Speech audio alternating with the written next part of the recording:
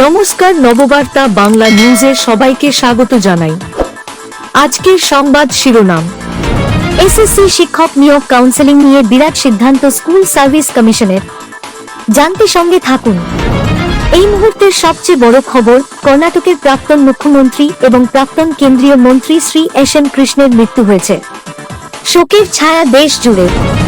বাংলাদেশে হিন্দুদের উপর অত্যাচার। পশ্চিমবঙ্গে এবার লাগু হবে রাষ্ট্রপতি শাসন। চিন্তায় মমতা সহ গোটা বাংলা। পরের মাস থেকে কিস্তিতে ঢুকবে বেতন। কেন হঠাৎ এমন সিদ্ধান্ত নিল নবান্ন? আশঙ্কায় সরকারি কর্মীরা। লক্ষ্মীর ভান্ডারের পাশাপাশি মাসে মিলবে 1500 টাকা। টাকা পাবেন রাজ্যের যুবকরাও। আবেদন করুন নতুন বছরে।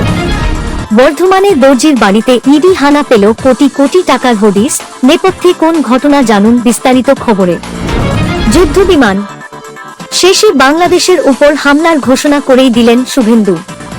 ইসকনকে উপরে ফেলার হুঙ্কারের মাঝেই এবার ভারতের গর্জন, সিটিয়ে গেল বাংলাদেশ।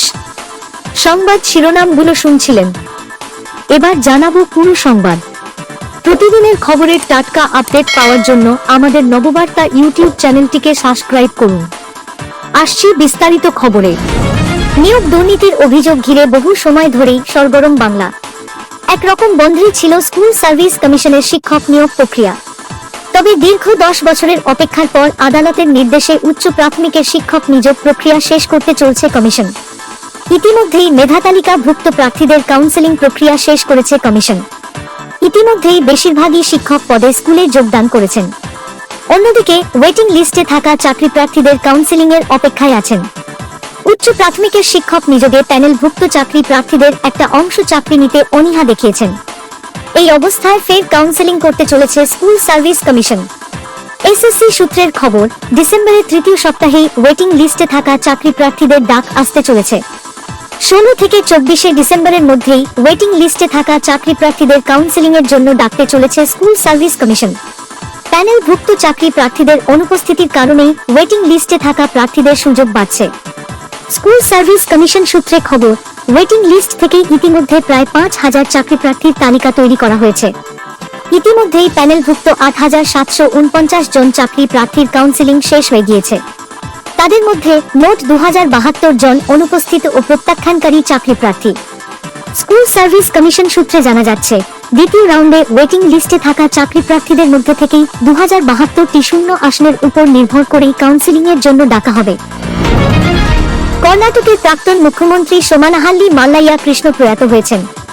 মঙ্গলবার ভোরে বেঙ্গালুরুর একটি বেসরকারি হাসপাতালে শেষ নিঃশ্বাস ত্যাগ করেন তিনি।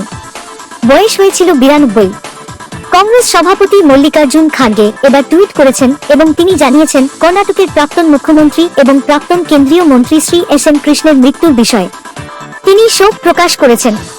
তিনি বলেছেন, কর্ণাটকের প্রাক্তন মুখ্যমন্ত্রী এবং প্রাক্তন কেন্দ্রীয় মন্ত্রী শ্রী এস.এন. কৃষ্ণের মৃত্যুতে অত্যন্ত দুঃখিত। উন্নয়নের একজন সত্যিকারের চ্যাম্পিয়ন, তিনি রাষ্ট্র ও জাতির জন্য গুরুত্বপূর্ণ অবদান রেখেছিলেন। এটা আমার জন্য ব্যক্তিগত ক্ষতি, কারণ আমরা রাজ্য এবং জাতীয় পর্যায়ে সহকর্মী হিসেবে কাজ করেছি। তার দৃষ্টি, উৎসর্গ এবং ব্যতিক্রমী জনসেবা কর্ণাটকের অগ্রগতিতে একটি গুরুত্বপূর্ণ ভূমিকা পালন করেছে। যখন উন্নয়নের সাথে কল্যাণের ভারসাম্য বজায় রাখার জন্য তার দৃষ্টিভঙ্গি বেঙ্গালুরুর রূপান্তরমূলক দৃষ্টান্তে একটি বিশ্বব্যাপী স্ট্যাম্প স্থাপন করেছে। তার পরিবার, বন্ধুবান্ধব এবং অনুগামীদের প্রতি আমার গভীর সংবেদনা। বাংলাদেশ হিন্দুদের উপর অত্যাচারের মাঝেই পশ্চিমবঙ্গে হিন্দুদের জন্য বিরাট দাবি করলেন বিজেপি নেতা তথাগত রায়। রাষ্ট্রপতি শাসন চাইছেন না তিনি। এই নেতা লিখলেন, ভয়ঙ্কর বাংলাদেশি ইসলামী সন্ত্রাসী সংগঠন হিজবুত তাহরির পশ্চিমবঙ্গে তাদের জাল বিস্তার করছে বলে জানা গেছে। এই ধরনের সংগঠনের সবচেয়ে বড় বন্ধু হল ধর্মনিরপেক্ষ বাঙালি হিন্দু। পশ্চিমবঙ্গে অবিলম্বে এই এফএসপি দরকার, রাষ্ট্রপতির শাসন নয়। পরের মাস থেকে কিস্তিতে ঢুকবে বেতন। কেন হঠাৎ এমন সিদ্ধান্ত নিল নবান্ন? আশঙ্কায় সরকারি কর্মীরা। কেন্দ্রীয় হারে মহার্ঘ ভাতা দিতে রাজি রাজ্য সরকার। অবশেষে সফল হলো সরকারি কর্মীদের আন্দোলন। টাকা বাড়াতে রাজি হয়েছে কেন্দ্র। সব মিলিয়ে 3% ভাতা বেড়েছে রাজ্যে। অনেকদিন ধরেই খুশির আমেজ রাজ্য সরকারি কর্মীদের মনে। শুধু তাই নয়, ডিএর পাশাপাশি আরও একটা খুশির খবর দিয়েছে নবান্ন। রাজ্যের তরফে বলা হয়েছে সমস্ত বকেয়া ডিএ মিটিয়ে দেওয়া হবে। জানা যাচ্ছে মোট 4টি কিস্তিতে মিটিয়ে দেওয়া হবে সমস্ত বকেয়া ডিএ। এই কিস্তির টাকা ঢুকবে ডিসেম্বর থেকেই।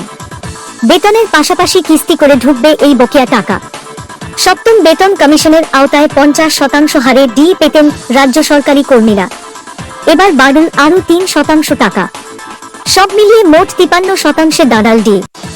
2024 জুলাই থেকে কার্যকর হবে এই ভাতা। অন্যদিকে জুলাই, অগাস্ট, সেপ্টেম্বর, অক্টোবরের ডিএর টাকা এরিয়ার হিসাবে মোট 4টি কিস্তিতে প্রদান করার কথা ঘোষণা করেছে রাজ্য সরকার। পশ্চিমবঙ্গ সরকারের যুবশ্রী প্রকল্পের আওতায় 18 থেকে 45 বছর বয়সী বেকার যুবক যুবতীরা মাসিক 1500 টাকা ভাতা পেতে পারেন। অষ্টম শ্রেণী পাস এবং পশ্চিমবঙ্গের বাসিন্দা হওয়া আবশ্যক। এমপ্লয়মেন্ট ব্যাংকে নাম নথিভুক্ত থাকলে আবেদন করতে পারেন। মমতা সরকারের রয়েছে একাধিক প্রকল্প। রাজ্যে মানুষের সুবিধার কথা মাথায় রেখে নিয়ে আসা হয়েছে এই সকল প্রকল্প। কন্যাশ্রী, যুবশ্রী, রূপশ্রী থেকে শুরু করে তরুণের প্রকল্পের মতো ভাতা আছে পড়ুয়াদের জন্য। বৃদ্ধদের জন্য বৃদ্ধ ভাতা, বিধবাদের জন্য বিধবা ভাতা। তেমনি আছে লক্ষ্মীর ভান্ডার, কর্মশ্রী থেকে যজ্ঞশ্রী, সবুজ সাথী সহ আরো কত কি। এই সকল প্রকল্পের মধ্যে বেশি খ্যাতি পেয়েছে লক্ষ্মীর ভান্ডার। 25 থেকে 60 বছর বয়সী মহিলারা মাসে 1000 ও তফসিলি মহিলারা 1200 টাকা করে ভাতা পান। মহিলাদের স্বনির্ভর করতে এই ভাতা দিয়ে থাকে মমতা সরকার। তেমনি আরও এক প্রকল্প আছে রাজ্য সরকারের, যাতে মাসে মেলে 1500 টাকা। 18 থেকে 45 বছর বয়সী যুবক যুবতীরা আবেদন করতে পারেন এই প্রকল্পের জন্য। প্রকল্পের নাম যুবশ্রী প্রকল্প। সমাজের বেকার যুবক ও যুবতীদের জন্য যুবশ্রী প্রকল্প নিয়ে এসেছে মমতা সরকার, যে প্রকল্পে মেলে 1500 টাকা। শিক্ষাগত যোগ্যতা কমপক্ষে অষ্টম পাস করলে ও পশ্চিমবঙ্গের বাসিন্দা হলে এই ভাতার জন্য আবেদন করতে পারেন। আবেদনকারীর এমপ্লয়মেন্ট ব্যাংকে চাকরি সন্ধানকারী হিসেবে নাম নথিভুক্ত থাকতে হবে। বেকার যুবক যুবতীরা শুধুমাত্র আবেদন করতে পারেন। একটি পরিবার থেকে শুধুমাত্র একজন সদস্যই আবেদন করতে পারে। অনলাইনে আবেদন করতে পারেন যুবশ্রী প্রকল্পের জন্য।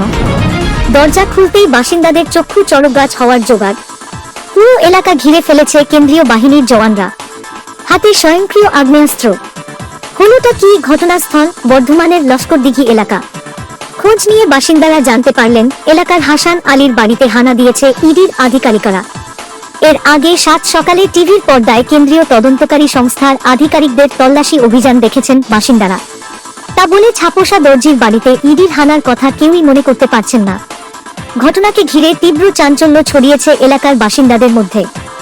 লোকমুখে হাওয়ার চেয়েও বেশি গতিতে ছড়িয়েছে দর্জির বাড়িতে ইডি হানার খবরও।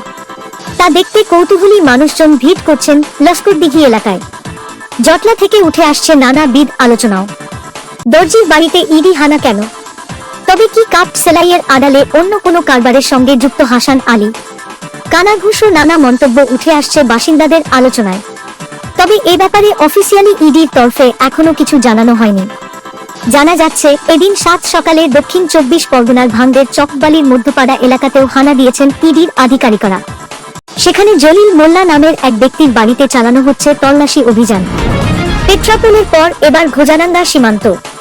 সাধু সন্ন্যাসীদের সমাবেশে শুভেন্দু অধিকারী বললেন, বাংলাদেশের উপর আমরা নির্ভর করি না, আমাদের উপর বাংলাদেশ নির্ভর করে। ভারত 97টি পণ্য না পাঠালে ভাত কাপড় জুটবে না বাংলাদেশের। আমরা বিদ্যুৎ না পাঠালে বাংলাদেশ অন্ধকার হয়ে যাবে। ঝাড়খণ্ডের বিদ্যুৎ না পেলে আঁধারে ডুববে বাংলাদেশ। বাংলাদেশকে করোনার ভ্যাকসিন দিয়েছে ভারত। আমেরিকা রাশিয়ার সঙ্গে পাল্লা দিতে পারে ভারত। হাসিমারায় 40টি যুদ্ধবিমান রাখা আছে, দুটো পাঠিয়ে দিলেই কাজ হয়ে যাবে। ইট মারলে পাটকেল দিয়ে উত্তর হবে তো। জাগো হিন্দু জাগো। হিন্দুদের ওপর হামলা বরদাস্ত নয়, ইউনূসকে সাফ বার্তা ভারতের। গতকাল ঢাকায় বিদেশ সচিব পর্যায়ের বৈঠকে ভারত আবারও বাংলাদেশে হিন্দুদের নিরাপত্তার বিষয়ে তার উদ্বেগের প্রসঙ্গ তুলেছে।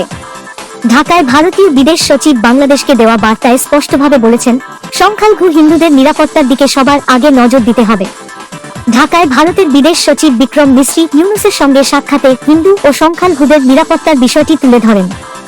ভারতের তরফে স্পষ্ট করে বলা হয়, হিন্দু ও সংখ্যালঘুদের উপর হামলা বরদাস্ত করা হবে না, তাদের নিরাপত্তা নিশ্চিত করতে হবে। বিদেশ সচিব বাংলাদেশকে সাফ জানিয়ে দেন, ভারত একটি ইতিবাচক, গঠনমূলক ও পারস্পরিক কল্যাণকর সম্পর্ক চায়।